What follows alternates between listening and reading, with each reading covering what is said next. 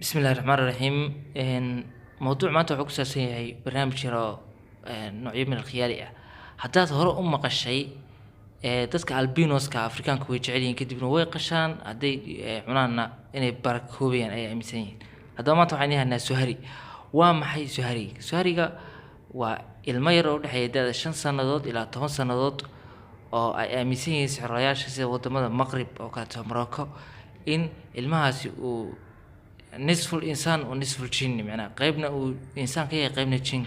كي هاي أو علاقات لا سمين كرو جنكا 6 سنة ولا هاللي كرو وحنا ودرسان كرو وحنا كسمين كرو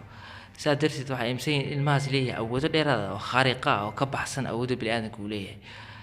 مركا الماس يوجد يوجد باين وعشان سنة إلى 8 سنة تود حيسا هيوجد باين إنزلان كتبنا يوجد نوع من الجن si jinkaasi ugu soo xoojiyay waxaad ii keentaan ilmo suhari haddaad doonaysaan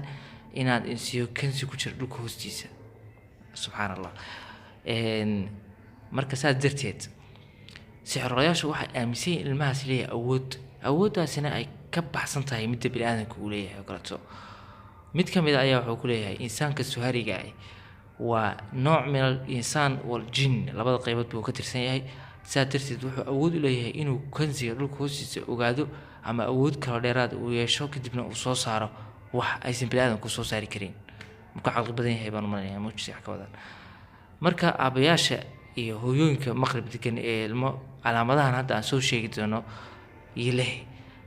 waxay ku xujayaan ilmahooda gacmaha inuu qarsado afka inuu isku daboosho si uusan u hadlin sababtoo haddii arkaan dadka ku hareeraysan ama ku hareersan waxay ogaanayaan ilmahan suhariga kadibna sixroolayaasha ay halis ugu jiraan inay qaataan kadibna ay dilaan kadibna ay ku raadiyaan kansi ama wax dhulkoos ku dugan haddaba ma calaamadaha lagu garto insaanka suhariga calaamadaha lagu gartaa xariiq dheer ayuu wuxuu ku leeyahay calaasha xariiqdaasi meesha bini'aadamku ay kala yihiin 3 xariiqood oo calaasha kaga saala oo anagu waxaan leeyahay waa magacyada Ilaahay hadii la isku daro 18 iyo 81 ayaa 99 ay soo noqonayaan laakiin insaanka suhariga ugu duwan yahay sagtiisu waa hal xariiq bis oo taagan iyo carabka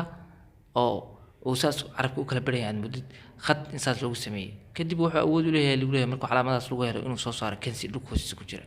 haddaba kelmaddan suhar maxay ka timid kelmadda suhar waxay ka timid sida kitaabka suhar kabala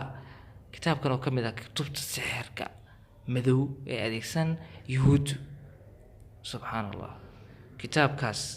oo marka qarnigii wuxuu noqonayaa ninka qorayna waxa lagu magacaabaa xaqaam ibn shamcum bin yuhay magaciisu taa adeegay marka waa cilmi aan anigu ila isleeyahay waa sheekooyin aan weligeed ma maqlin boorto sheekadaan kale laakiin Soomaalidu haday ogaadaan waxaan leeyahay hadda ka bacay dadka afkooda iyo gacantoodii waxaas inay raadiyaan